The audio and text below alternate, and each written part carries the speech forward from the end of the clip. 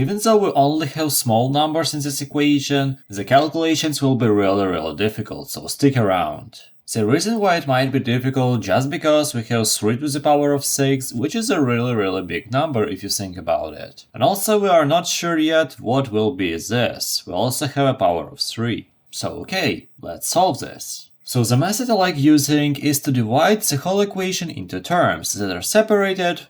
To start with addition. The addition is not just a plus, it is also a minus. Because in the case of minus, we just add a negative number. The minus actually belongs to the number itself, that is not the operation. So we have first addition right here. We add 3 to the power of 6 to minus 6 and all of that stuff later. And then we don't have any additions left just because, yes, we have it here, but it is inside the parentheses, so it doesn't count. So if we want to divide the equation into terms, we'll get this as a first term, this as a second term. Of course, we need to calculate both of them. Let's start with 3 to the power of 6. 3 to the power of 6, that is just 3 times 3, 6 times. So we get third time, we get fourth time, we get fifth time, and sixth time. Now to easily calculate this, what do I usually do? I just multiply pairs of numbers. We get this, this, and this. And all of them is just 9. 9, 9, and 9. Now we can multiply 9 and 9, we'll get 81. And now we need to multiply 81 with 9. And to easily multiply, we can separate 81 into 80 and 1. 1 times 9 is 9. And 80 times 9, that is 720.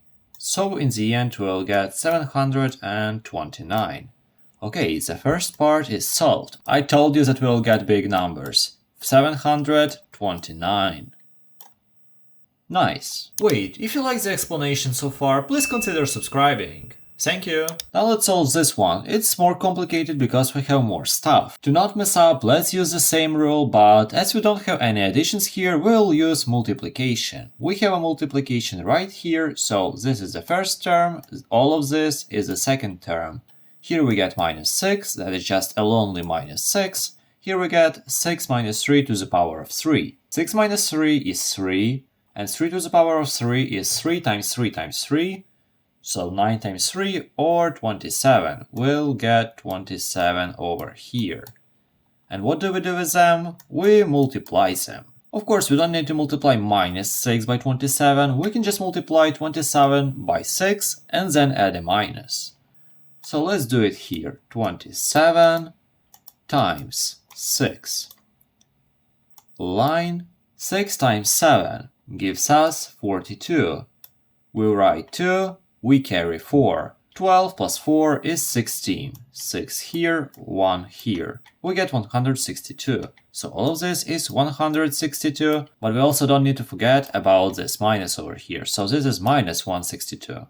And all that is left to do is, of course, to add them. 729 plus minus 162.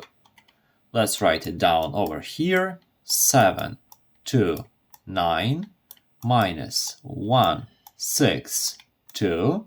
And what do we get? Let's calculate this mentally. 9 minus 2 gives us 7.